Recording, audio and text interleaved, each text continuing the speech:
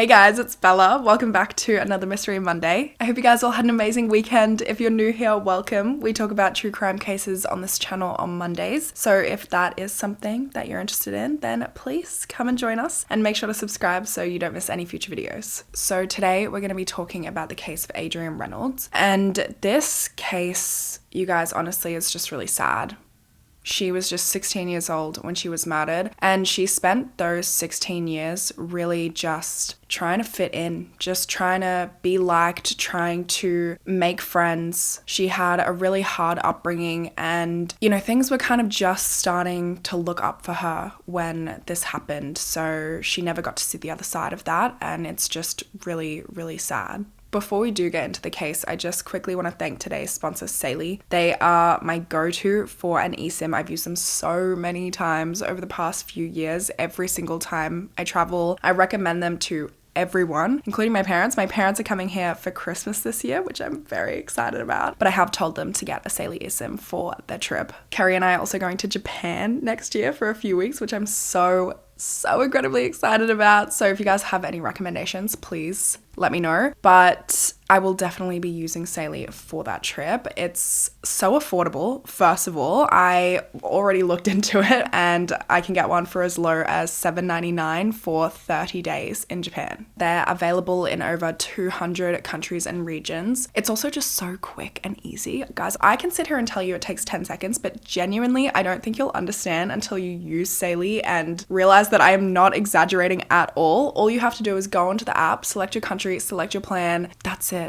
Literally, it takes 10 seconds. They are both iOS and Android compatible. And if you do get an eSIM from Saley and you realize that for whatever reason your device is not eSIM compatible, then you can get a full refund. Just download the app and you can get 15% off your first purchase of a Saley eSIM data plan if you use the code BellaFiore at checkout. I'll leave all of the information for that in the description box down below if you're interested. So definitely make sure to check that out. And let's go ahead and get into today's case. So Adrienne Reynolds was born in El Dorado, Arkansas on the 12th of September, 1988. Her mum, Carolyn, was just 16 years old when she gave birth to her, and she just didn't have the funds or feel ready to be a parent yet. She was no longer with the biological father, and he definitely was not ready to be a dad. So Carolyn made the decision to have her mum, Adrienne's grandmother, Beverly, and Beverly's husband, Tony, adopt Adrienne to try and give her the stability that she deserved. Tony and Beverly really treated her like she was their own daughter, but they ended up divorcing a few years later when Adrienne was 3 years old. The divorce was amicable, and Tony and Beverly really wanted to try and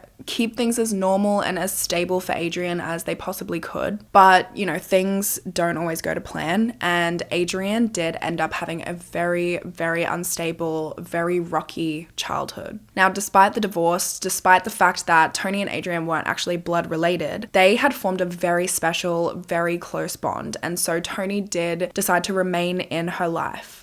They always went for drives together in his Mustang. He would always kind of squeal the tires for her, and they would sing along to their favorite country songs. Adrienne was an amazing singer. It was her dream one day to go on to American Idol, and she would always put on these performances for her family. She was always practicing for the school talent shows. In particular, she loved to perform and would always practice Amazing Grace. She spent hours just practicing singing that song. And her family loved it as well. They loved listening to her sing, singing along with her, and just supporting that dream.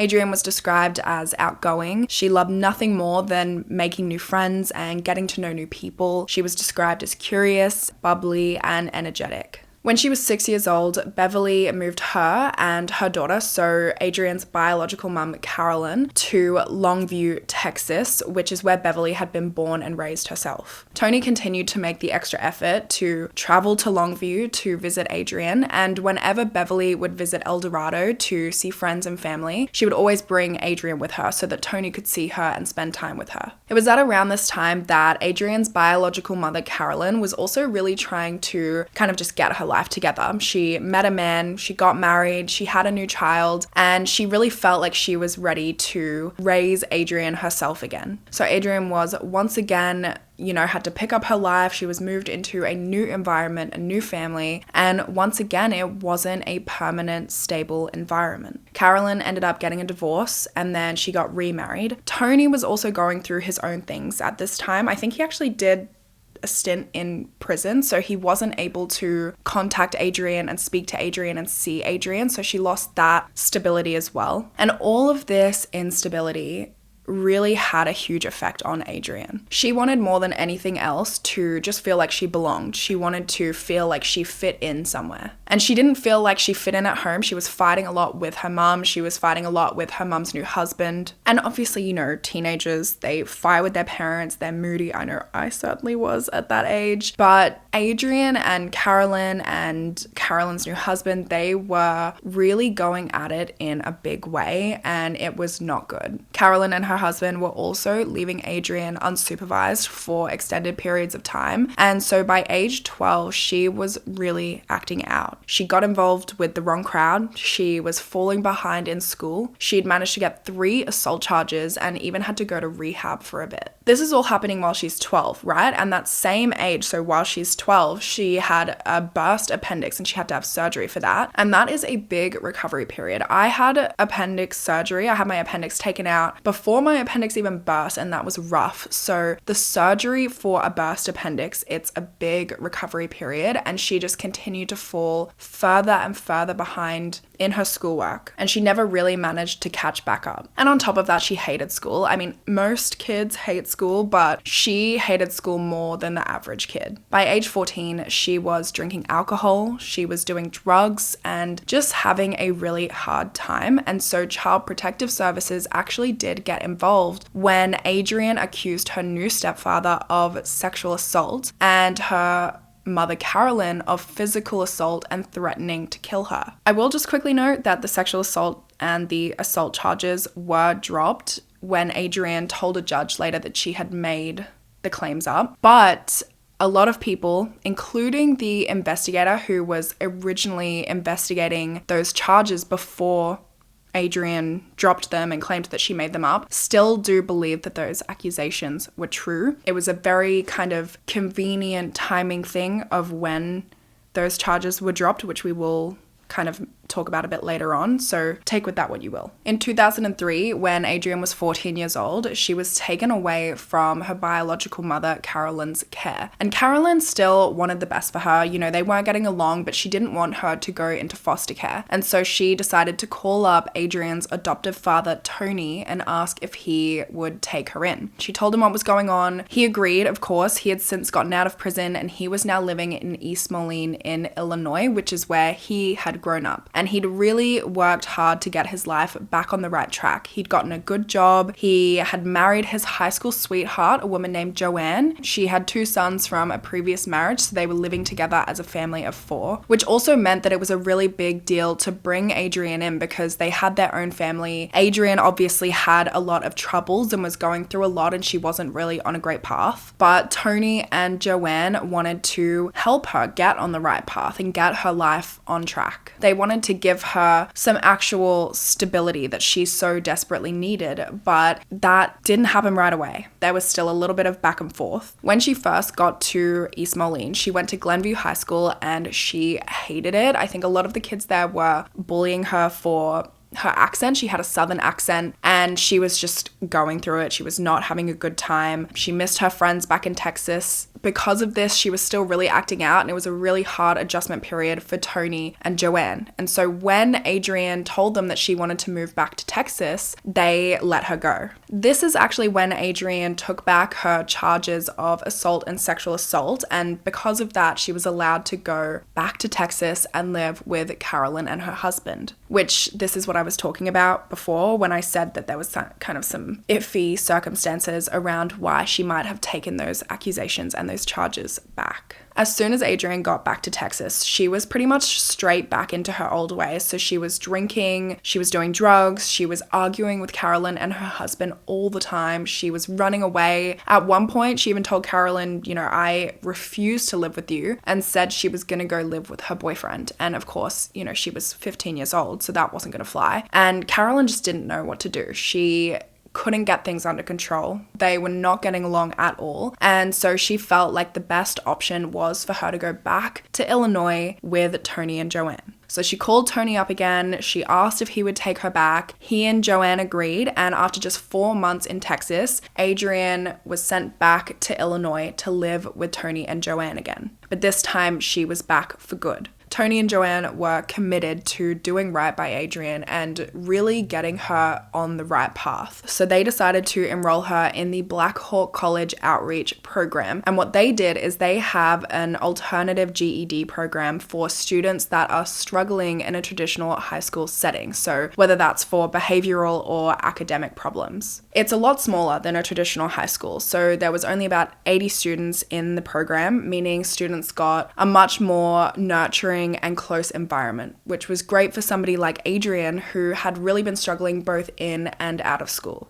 It was also a fresh start, so it was somewhere where she could meet new people, make new friends, she could really have a fresh slate and also try to get her schooling on track and get her GED. She got a job at a local fast food restaurant called Checkers, and she actually loved her job. She was really reliable, dependable, hardworking. She would always show up ahead of her shift. She would leave after her shift finished, and the job was really good for her. She was now wanting to enlist in the Marines once she graduated, and most of the people around her described her as charismatic, fun-loving, and somebody who always stood up for herself, so she didn't let anyone push her around. And she was still someone who, more than anything, really wanted to just fit in. She wanted to be liked, and she wanted to make friends. At Black Hawk in Adrienne's program, there was this girl named Sarah Kolb, and she was pretty much the most popular girl in the program. She was 16 years old, just like Adrienne was at the time, and she was very alternative. She was a little bit grungy, a little bit gothic. She had facial piercings, wore combat boots, that sort of thing. And she was also very confident. She was opinionated. She was kind of scary if you didn't know her, maybe seemed a bit mean, but those that knew her said that her bark was a lot worse than her bite. And she was the kind of person that drew people in, and people really gravitated towards her. The kids at Black Hawk thought she was tough and cool and edgy. Sarah also considered herself a juggalo, which is the name of a dedicated fan base of the band Insane Clown Posse. They have a very unique subculture. They have a distinct fashion. Sometimes they paint their face like clowns, that sort of thing, very alternative. And that's the kind of music that Sarah was into as well. She was into heavy metal. She was into dressing in all black. She was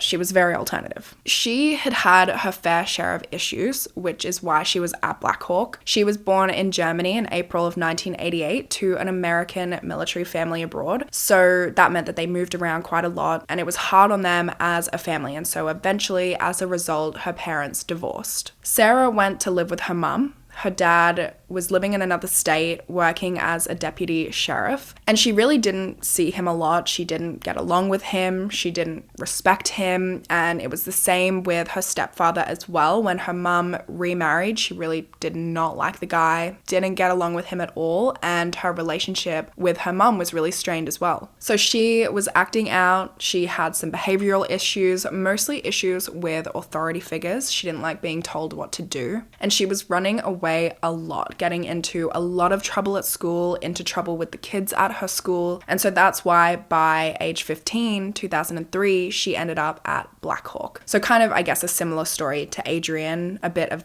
an unstable upbringing. Now, Adrienne really didn't have any problems making friends at Black Hawk. When she'd previously attended high school in East Moline, like I said, she was bullied for her southern accent, but the kids at Black Hawk in the program loved it. She was a pretty girl as well, and she just fit in right away. Being the new kid as well, she of course wanted to be friends with Sarah because, she was this cool, popular girl. And Sarah wanted to be friends with Adrienne as well, so that was really exciting for Adrienne. One day at lunch, Sarah approached her and they got to talking. They really hit it off, and Sarah started inviting her to come and hang out with her, to eat lunch with her and her friends. She had a car, so she offered to drop Adrienne and drive her home from school. And Sarah also worked at a movie theater, and so she would get Adrienne cheap tickets. Sarah mostly hung out with a group that included herself, her boyfriend Sean, and then also her ex-boyfriend Corey Gregory. They obviously ended amicably and they were still friends. Adrienne ended up hanging out with all of them. Sarah invited her to hang out with them all, and they just started hanging out together every day, all the time, and they became fast friends. Tony and Joanne actually didn't love this. They didn't love Sarah. They felt like ever since Adrienne started hanging out with her, she changed. She changed a lot. She dyed her hair dark and cut it short. She started wearing all black, and instead of listening to pop and R&B and country like she had with Tony growing up, she now listened to heavy metal instead. And obviously there is nothing wrong with any of these things. It's an age of self-discovery. When you're 16, you're finding out what you like and what you don't like. But Tony just didn't think it was Adrienne. He felt like she was being influenced and that Sarah was a bad influence. And Sarah also wasn't really the kind of girl the parents loved in general. One time when Sarah came to pick Adrienne up from the house,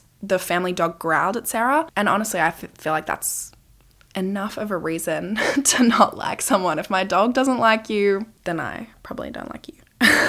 In saying all of that, Adrienne was doing better. She was on track to earn her GED. She was working really hard at her job and showing dedication and growth, and she was happier. She was making friends, and that was really the most important thing to Tony. Now, eventually, Sarah and Adrienne's friendship started kind of blossoming into the hint of something more. Sarah was openly bisexual, and she found Adrienne very attractive, and she made no secret of it. Adrienne had always been straight. She had always been with men, but with Sarah, it seemed like she was becoming more open to exploring her sexuality. They would pass each other notes in class, and eventually these notes kind of started to become a bit more exploratory. They were starting to show a little bit of a romantic interest in each other. And also, when you think about it, it was a really strange dynamic, their group at school, because the group consisted of Sarah's boyfriend Sean, Adrienne, who Sarah is now interested in romantically, and then also Corey, who is Sarah's ex-boyfriend, who honestly I think was still into Sarah and really hoped that one day Sarah would want to get back with him. So it was just like this really weird dynamic going on in this group. It was just a whole thing. But Adrienne was also becoming quite popular at the school, just in her own right. Outside of this friendship group, she was meeting new people, she was well liked at the program, and things were just going really well for her.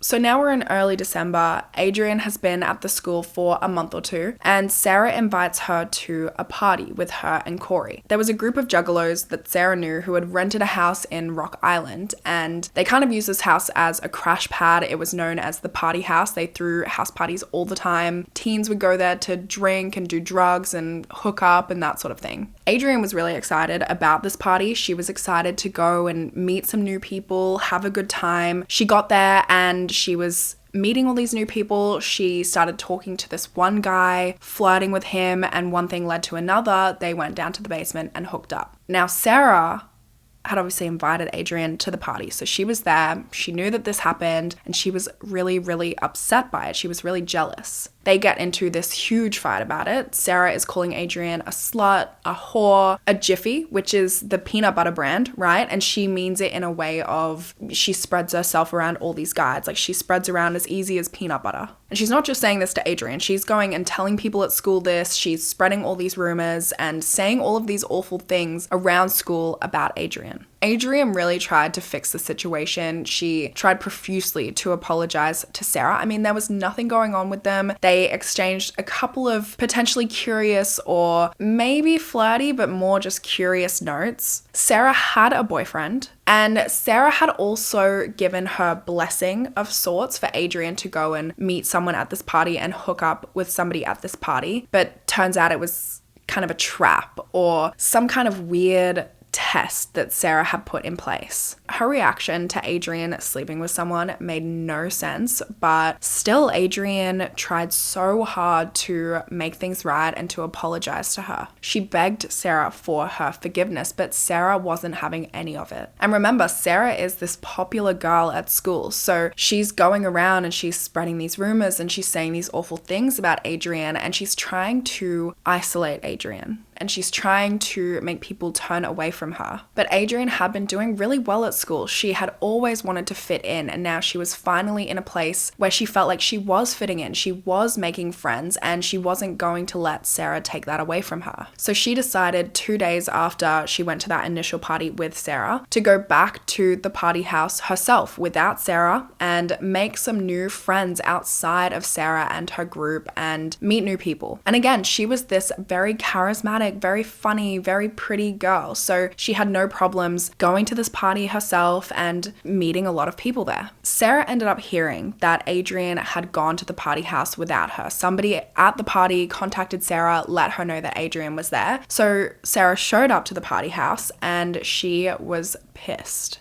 Once she arrived, she immediately went over and started getting in Adrienne's face, yelling at her, calling her awful names, just trying to embarrass her in front of everybody. And at one point, she even pulled a knife and started threatening Adrienne. In Sarah's mind, she felt like she had done Adrienne this huge favor by introducing her to her friends and letting her sit with them and then inviting her to this party house. And Adrienne had repaid her by going and sleeping with some random guy, which made Sarah really jealous. She felt like she had shown her the ropes and she had introduced her to these people. So if she wasn't there with her, she didn't want Adrienne to kind of go off and become friends with the people that she had introduced her to separately. You know what I mean? Adrienne was becoming popular in her own right. And so that was something that also made Sarah jealous and I guess threatened her and her popularity. Anyway, so after Sarah's outburst, she stormed out of the party and Adrienne, of course, was so embarrassed. She just burst into tears, but she didn't want to let it ruin her night. And so she dusted herself off. She went back into the party and started talking to people again. She met a guy, they flirted, and she ends up sleeping with this guy. As I'm sure you can imagine,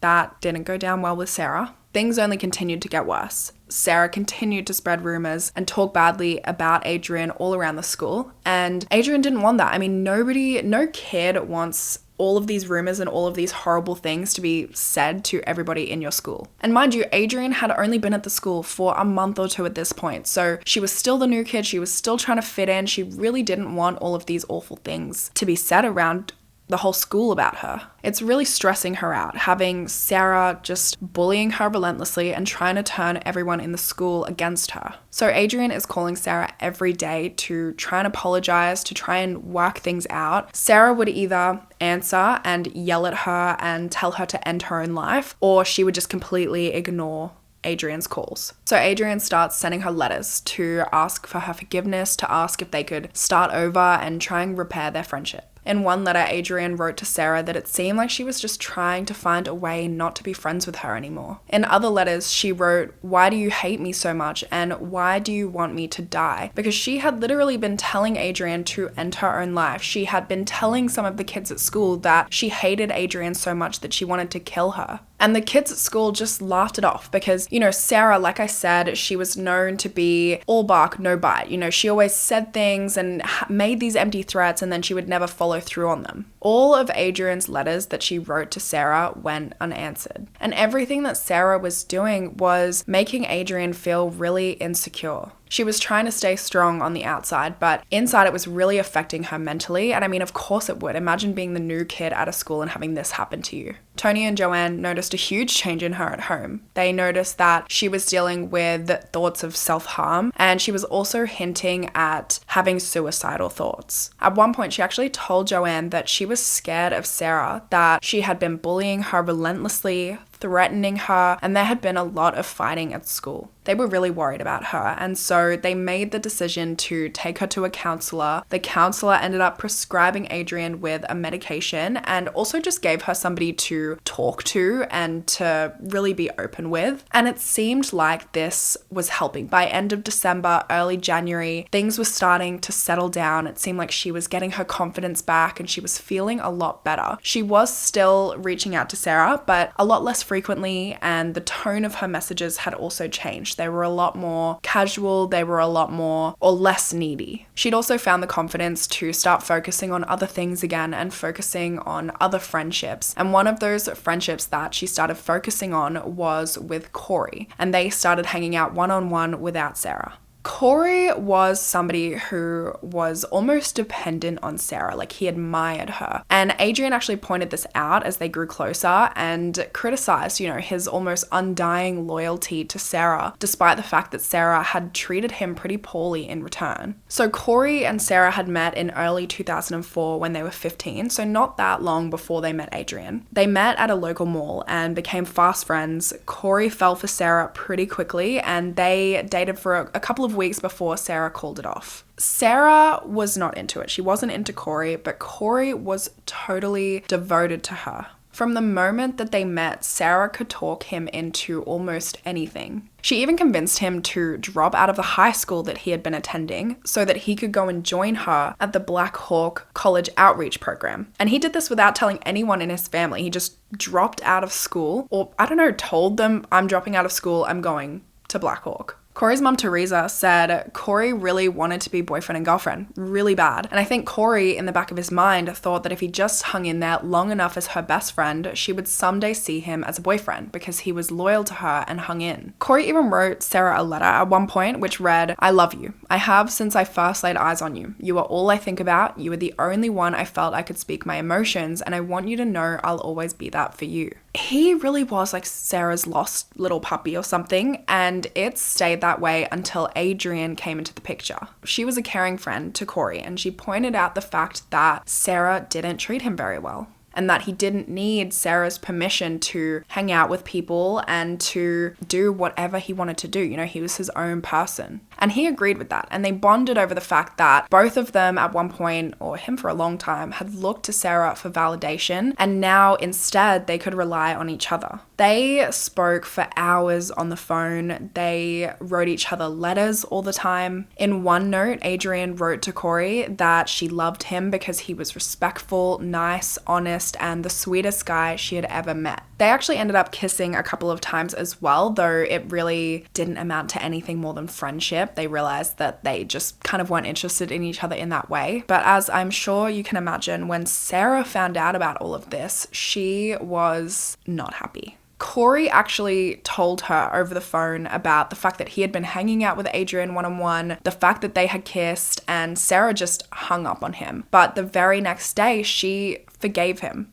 She didn't treat him the way that she had been treating Adrienne. She was so much more willing to forgive Corey. I don't know if it's because he was easier to manipulate, or maybe because she just wasn't threatened by him like she was by Adrienne. Eventually, though, she did decide that it was time for her and Adrienne to bury the hatchet and move on. And Corey said this is something she did a lot. Corey said she'll hate someone one day and then be friends with them the next. So on the 21st of January 2005, she invited Adrienne out to lunch with her boyfriend Sean, and Corey. And Adrienne was so happy to finally have this chance to make amends and for everybody to just kind of move on with their lives. But unfortunately, that's not the way that things happened. That evening, when Joanne and Tony got home from work, they very quickly realized that Adrienne had never come home that day. The way that the Black Hawk GED program worked is basically the students had class until noon, and then they were free to do whatever they want, whether it was work, do other programs. It was they finished school at noon, basically. Adrienne had a shift at Checkers at 5 p.m. that afternoon. So she was supposed to go home, get ready, and then head to her shift. She was already supposed to be at her shift by the time Joanne and Tony got home, but when Joanne passed her room, she realized that Adrienne's Checkers uniform was still there and it was laid out ready for her shift. Nothing in the room was out of place, and there was nothing to indicate that she had ever come home that day. Adrienne also loved her job. We spoke about this. She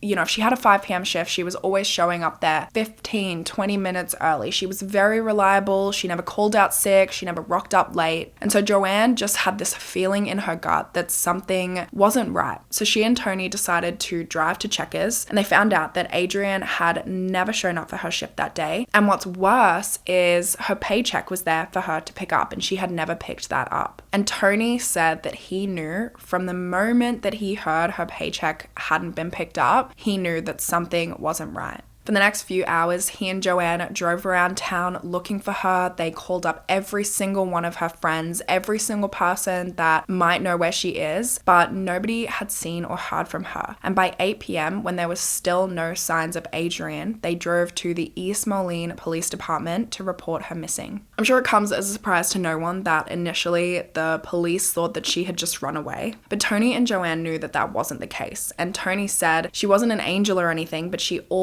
had never not come home from school. Never. You're not going to make me believe that a kid ran away from home and didn't even bother to get her paycheck. Now, thankfully, unlike in a lot of similar cases, the police did start trying to locate her straight away. And they started by getting in contact with all of her classmates and all of her friends. A few of her friends told the police that she had left school that day to go to lunch with Sarah, Corey, and Sean. So, of course, police call Sarah up, and she tells them that she had been with Adrienne that day. They went to Taco Bell, they got lunch, and then she dropped Adrienne at the McDonald's across from Tony and Joanne's place. And she did this because Adrienne was worried that, Tony was kind of strict about boys, and Adrienne didn't want him to see her in a car with a boy because Corey was in the car. So she asked Sarah to drop her off at this McDonald's, and they dropped her off there at around noon. Sarah did actually indicate in this phone call that Adrienne might have run away, and she gave police a couple of names of some people that might know where she is. She was, or sounded, pretty concerned about Adrienne, and she asked the police to keep her updated and let her know if they found her or, what happened. Police obviously went and corroborated the story with Corey, and he gave pretty much the exact same story, except he did mention that Sarah and Adrienne had gotten into a bit of a verbal argument before they dropped her off at the McDonald's. So to police, this was kind of just looking more and more like a runaway. Maybe Tony was too strict, and so she just decided to get out of there. Maybe she wanted to go and see a boy. But when investigators went and spoke to Tony about this and what they had found out from Sarah and Corey, he knew that something was fishy right away. Sarah's and Corey's story didn't make any sense. If Adrienne was dropped off at around noon,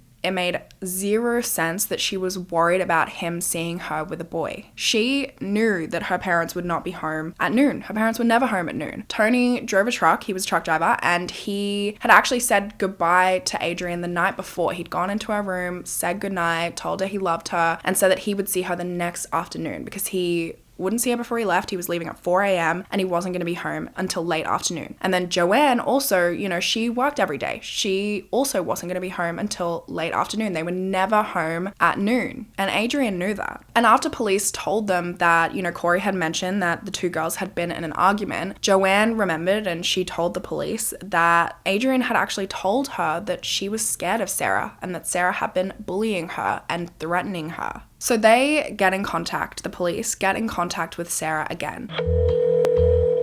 Hello? So is this Sarah? Yes, it is. This is Officer Allen, East Moline Police Department. Hi. Are you friends with Adrienne Reynolds? To be honest, no. I don't like her. As the phone call goes on with Sarah, she actually ends up admitting that the fight got physical. Yeah, we had this argument, and she was like, da-da-da-da-da, you're just pissed off because you're a slut too. Okay. And I'll be honest with you, I hit her. Okay. She hit me back. Okay. And all props to her, she hit me pretty hard too. But the point is, we got into it. I hit her, she hit me back. My friend Sean got out of the car and he walked back to the school. Okay, so you guys argue, then you hit her, she hit you back. Yeah. I'm not gonna lie to you. Well, that's what's the most important thing right now is just not lying. That's how we got where we're at. What did you mean by that? Well, I just talked to Corey. Yeah. And Corey, he has no idea what you guys were arguing about. That nothing happened. You guys made up. and that Make up stuff. she just requested to be let out of McDonald's and nothing else happened. I didn't hear anything about Sean. I didn't hear anything about a hit. Okay. But I can tell that one is lying, and now I don't know who is. It's just, all right, think of it this way. I'm thinking. I get in an argument with a girl, Right. get physical, and then she disappears. Exactly. That's the problem. So basically, she said that they exchanged a couple of punches until eventually they came to a resolution. And the resolution is that Adrienne would leave both Sarah and Corey alone. And then after they came to this resolution, that's when they dropped Adrienne off at the McDonald's. And she said, they weren't going to be friends, but they kind of agreed to sweep everything under the rug and move on and just kind of go about their own lives. And to be honest, to investigators, it really didn't sound like the kind of thing that you would admit if you had something to do with her disappearance, right? But the weekend went by and there was still no signs of Adrienne. Tony and Joanne were beside themselves. They were still driving around town looking for her. They were putting out flyers. Joanne even went as far as to hire a psychic, and this psychic told her that Adrienne was alive and that she was hiding in somebody's basement, which of course gave them a little sliver of hope. But by the time Monday came around, of course there was no sign of Adrienne. No one had seen or heard from her, and the last people to see her alive were Sarah and Corey. So investigators decided to bring Sarah into the station for more questioning. They really wanted to piece together Adrienne's last movements. By this point, it was increasingly clear that Adrienne had not just run away.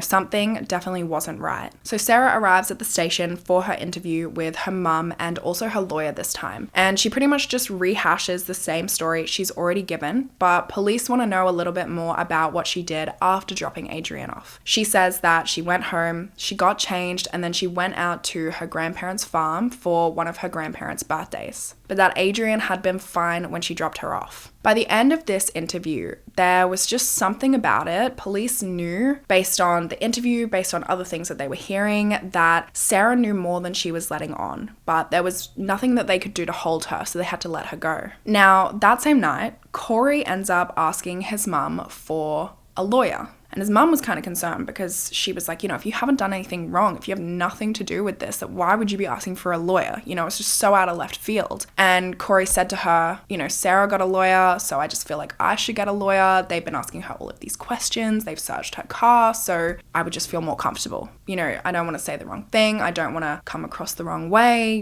Don't want things to get twisted. So on Tuesday, he goes in for an interview at the police station, and he goes in with his dad, Bert, and also a lawyer that his parents got him. He gave them the same story that he had already given them, the same story as Sarah's story, but police noticed that he was looking really, really nervous and uncomfortable during this interview. And then when he got home to his dad's house that night, he just was crying. He just wouldn't stop crying. He was acting really distressed, and he had been concerned since Adrienne's disappearance. Sure, they were friends, but this went beyond a normal level of concern. His dad could just tell that something was wrong, and so he asked Corey what's going on, and Corey just started sobbing and he broke down. And his dad said, he started breaking down, so I knew something was up. I just couldn't even say anything. I just cried and hugged him, and he says, I'm so sorry. I'm so sorry. At that point, my heart was broken. I didn't even have words. I said, did something happen to her in that car? And he started shaking his head yes. He couldn't talk. I said, did she get hurt in the car? He shook his head yes. I said, did she get hurt bad? He said, really, really a lot. I said, is she dead? He shook his head yes. He just couldn't talk. At that point, Bert calls his ex-wife Teresa, Corey's mum, to tell her to come over to the house. And this was basically so that they could say their goodbyes, because they now knew that Adrienne had been murdered in that car with Corey and Sarah. They knew that their son was involved, and they knew that they were going to tell the police and that their son was probably going to go to jail. So they were all just crying and hugging each other before Bert made that call to the police. And obviously it's the right thing to do, but I think it should also be said that it's a very brave thing to do. I think there's a lot of parents that wouldn't turn their children in. There's a lot of parents that haven't turn their children in a similar situation. So while to many of us it may seem like just the normal thing to do, it still takes a lot of courage to be able to do that. And it must have been so scary, and it must have been so incredibly disappointing as well. It definitely wasn't an easy call to make, but Bert later told a reporter, "I don't know if it was difficult. It was the right thing that needed to be done. A family needed to know where their daughter is. Things need to be straightened out. He needs to face up to what he did, what his part was." They said Corey was a broken child at this point. He couldn't stop crying, he couldn't stop shaking, but he did seem to be relieved to finally be able to get the truth out and stop holding this in. So they called the police, they took Corey back into the police station, and he finally told them what had really happened to Adrienne on the 21st of January 2005. He said that morning, Sarah had invited Adrienne to lunch at Taco Bell with her, Corey, and Sean. They left the school at around noon. Sarah drove in her red, she had like a geoprism car. Adrienne sat in the front passenger seat. Sarah was driving, of course, and then Corey and Sean were in the back seat. On the drive there is when Sarah and Adrienne started verbally getting into an argument, and Sarah was telling Adrienne basically to back off her territory, to back off her people, especially Corey. And Adrienne told her that she didn't need her permission to hang out with anybody. Corey didn't need her permission to hang out with anybody, and she would continue to make friends with whoever she wanted and do as she pleased. Obviously, Sarah didn't take this well. The fight continued to escalate, and once they got to the Taco Bell car park, Sarah's boyfriend Sean told them to cut it out, to stop fighting. And Sarah basically told him, if you don't like it, you can leave. And so that's exactly what he did. He got out of the car and he left. That's when things got physical. Sarah and Adrienne started hitting each other, pulling each other's hair, choking each other. At one point, Adrienne managed to get a hit into Sarah's nose, and her nose started bleeding, and that's really when things took a turn. Sarah pulled out a wooden stick that she keeps in her car for protection, and she started beating Adrienne with this stick. Eventually, as things get more physical and more intense, they end up moving from the front seats into the back seats. And Corey, he's sitting in the back seat, so what does he do? He gets out of the car and he goes and sits in the front passenger seat. And he claims that while all of this was going on, he just sat there and stared out of the window and let it happen. Eventually, Sarah ends up getting on top of Adrienne and choking her. And she keeps squeezing and squeezing until Adrienne, who was fighting for her life throughout this, stopped fighting back. After that, Sarah gets out of the car, gets back into the driver's seat, and her and Corey have a cigarette, while Adrienne is dead in the back seat of the car. According to Corey, they thought Adrienne had just passed out until they finished smoking their cigarette. Eventually, they turned back to take a look at Adrienne, and her face and her lips were blue. They knew then that she was dead, and they just start freaking out. Corey says to Sarah, "What did you do? You killed her." And Sarah just keeps saying, "She's not dead, she's not dead, she's not dead." Eventually it got to a point where they couldn't deny it anymore, and Sarah told Corey that he had to help her dispose of the body. Corey said, "I was hesitant, but I told her, yeah, I'd help out. I just cared too much about Sarah. I didn't want her to spend the rest of her life in jail." Now, what they decide to do next is so beyond anything that you can imagine. They started talking about how to get rid of the body and where to bury the body. And they came up with a plan to bury Adrienne's body at Sarah's grandparents' farm, because they lived on this 160-acre property in a rural area of Millersburg, which is about 45 minutes drive from East Moline. But the more they think about this plan, they realize that it's January in Illinois. It's very, very, very cold, and the ground is going to be frozen solid. They're not going to be able to dig a hole and bury the body. So instead, they drive to Sarah's house with Adrienne in the back seat, mind you, because they were sitting at this car park of the Taco Bell. They didn't want to get a dead body out in front of everyone and move it to the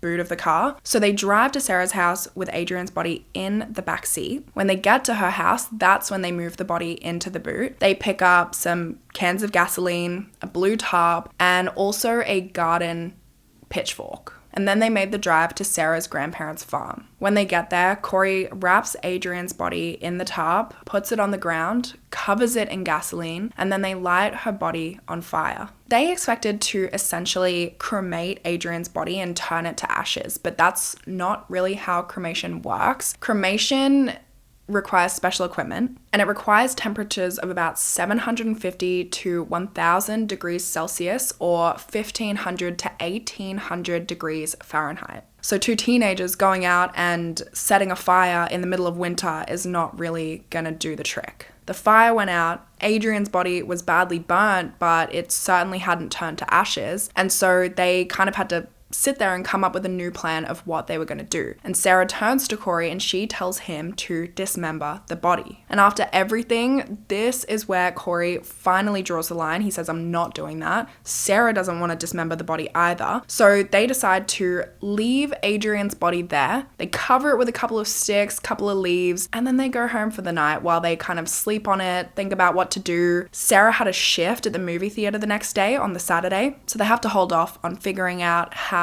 to dispose of Adrianne's body so that Sarah could go to work. So 2 days after they murder Adrianne, it's now a Sunday, it's the 23rd of January, and Sarah decides to call up her friend Nate Gaudet. And on this phone call, this is crazy, she asks him if he wants to see something cool and morbid. Now this is just some random 16-year-old boy that has nothing to do with the murder, but he was kind of known as this guy who loved blood and loved gore and apparently had told people and bragged to people about killing animals. So Sarah asks him to come out and help dismember Adrianne's body, and he says, sure, why not? So that day, Sarah, Corey, and Nate go out to Sarah's grandparents' farm, and Nate gets to work. He brings a saw with him and he gets to work, but not before they all smoke a joint together to take the edge off. After they smoke, that is when Nate starts to dismember Adrianne's body. He decapitates her, he cuts off her arms, her legs, and he even saws her torso in half. All the while, Sarah and Corey are sitting, talking, they're smoking, they're making jokes and laughing while Adrianne's body is being dismembered. I mean, it's actually hard to fathom these 3 16-year-olds just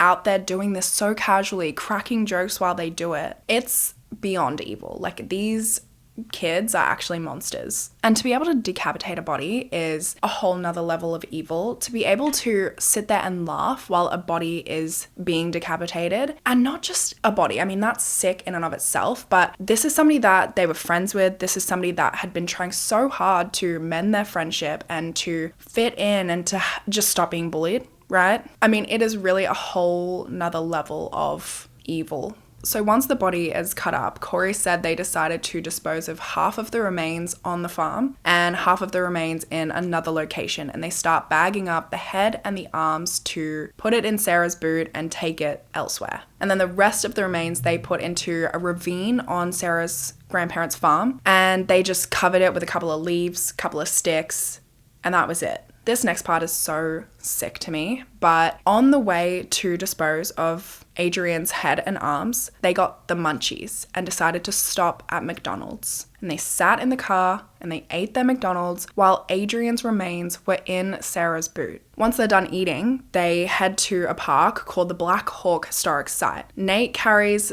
the garbage bag of remains, and he also has a shovel hidden underneath his trench coat as they go into this park and they try and find a place to dispose of these remains. Sarah ends up finding a manhole, so they take the lid off, they throw the remains in there, put the lid back on, and then they chuck a bit of dirt on it so it looks like it hasn't been opened. At 11 p.m. that night, so the night that Corey came into the station to give his confession, this is 4 days after Adrianne's disappearance, he led police out to that manhole in the park. One officer was lowered into the manhole to retrieve the remains, and he said that as he went to pick up the garbage bag, he could see a charred human hand poking out from a tear in the bag. Inside the bag was Adrianne's head and arms. At midnight that night, officers went and searched Sarah's home, and they found the wooden handle and 2 handsaws. In her car, they also found 4 lighters and a black leather belt. They also went out to Sarah's grandparents' house, and they actually already had plans to go out there because Sarah's grandfather had called them. He told them that he had seen someone driving around his property with no headlights on.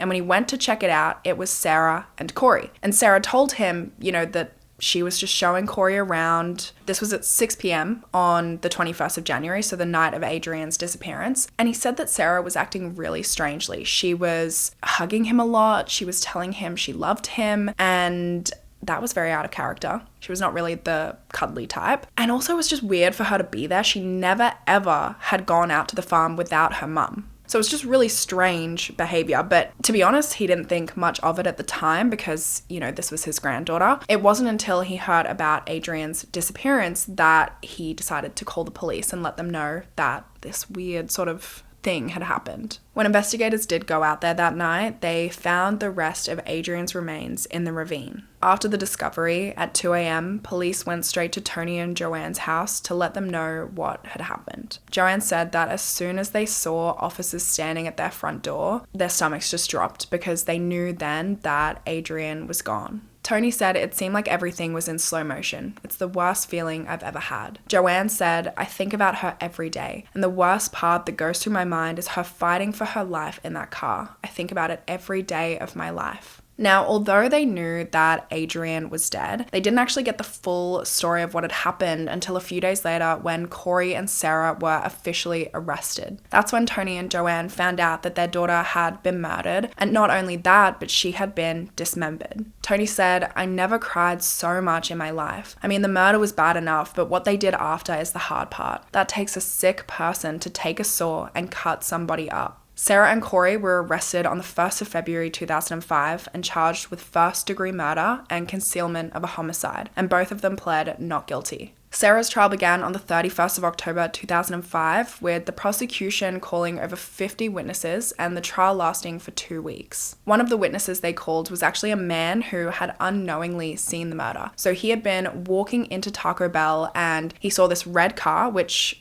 was Sarah's car. She drove that red Geo Prism car. And he had seen this car and it was bouncing up and down and bouncing side to side and the windows were all fogged up. So he knew something was going on in the car, but he said it could have been a fight. It could have been some teenagers not having a fight, if you know what I mean. He did consider going on just to check that everything was okay, but this was the middle of the day in a fast food car park, so he really didn't think a murder would be taking place in there. Everybody else as well just seemed to be, walking past and not really taking any notice of it, so he thought, must be fine. It wasn't until he heard about Adrianne's murder that he realized what he had actually witnessed and contacted the police. Now, the defense only called one witness to the stand, and that was Sarah herself. She had a completely different version of events to Corey. She did own up and say that her and Adrianne exchanged a few punches, pulled each other's hair, that sort of thing. But she said that it was actually Corey who took off his belt and strangled Adrianne to death, and she had no choice but to help him cover it up. She said if she didn't help him, that he might kill her family, or kill her cat. She also claimed that she had some issues with her hands and she wouldn't have actually been able to strangle anyone to death. She didn't have the strength. But the prosecution brought multiple witnesses to the stand from their school who had said that Sarah had gone around the school telling multiple people that she wanted to kill Adrianne. They also presented evidence of Sarah's journal entries. Every student in the Black Hawk Outreach program was given a journal that they had to hand back into school at the end of every day. And after Adrianne's disappearance, Sarah had gone to one of her friends, given her her journal, and told her to dispose of it. This friend didn't get around to doing that, thankfully. And after word got out about Adrianne's murder, this friend actually turned Sarah's journal over to the police. And Sarah's journal really revealed a lot about her and, her mind and just how angry of a person she was. She wrote one journal entry which read, "What is it with people today? It seems as if everyone is driving me crazy and all I want to do is slaughter them like the sheep they are." In another journal entry, she wrote that she needed a vacation so that she didn't hurt anybody. And then on the 21st of January 2005, so the day of Adrianne's murder, she wrote a journal entry about how angry she was at Adrianne for making a move on her best friend Corey. She wrote, "Stupid bitch needs to back up off my Kool-Aid. She's gonna give him a note? Yeah, well, I'll kill her." Despite all of this evidence, on the 15th of November 2005, Sarah's trial ended in a hung jury. After 15 hours of deliberation, there was one juror. Out of the 12 jurors, there was just one who just believed that she was innocent. I don't know what kind of delusional world they live in, but I digress. Her retrial began on the 9th of September 2006. Everything was pretty much the same, except this time the defense decided not to let Sarah take the stand. And in August of 2006, Sarah Kolb was found guilty of murder and concealment of a homicide. She was sentenced to 53 years in prison, 48 years for murder and 5 years for concealing a homicide. It doesn't feel like I won anything, that's for sure. I guess at least that part's over with. I looked right at her and said, because she is evil and she deserves the max for what she did. I didn't want anybody to think just because he showed them where the body was that he done anybody a favor because he put it there.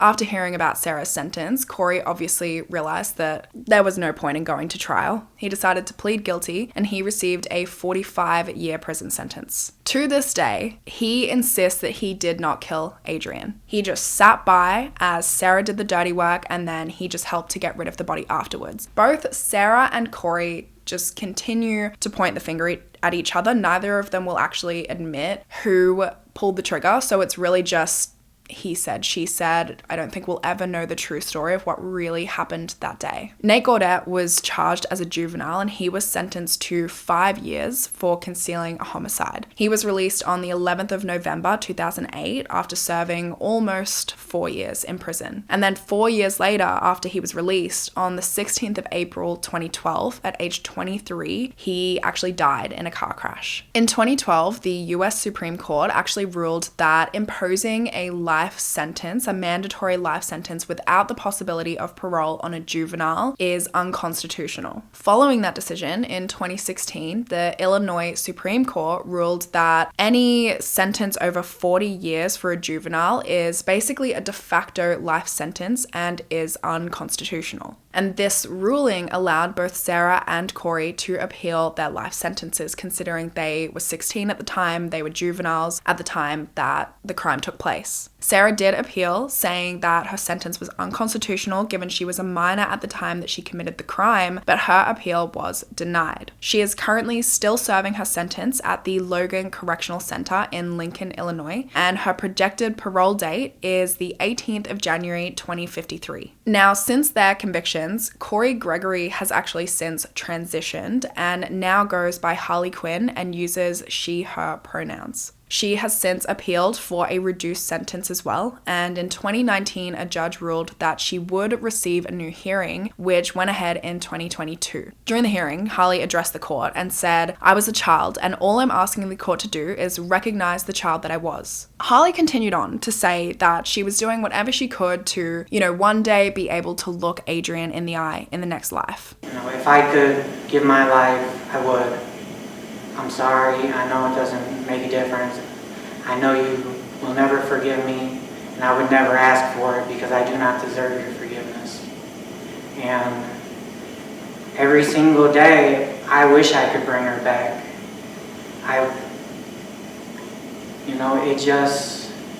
It never leaves me. To which Adrienne's father, Tony, responded and said, "I'm pretty sure you're going to hell, so you're not going to see her." Harley Quinn was not no 12 or 14-year-old.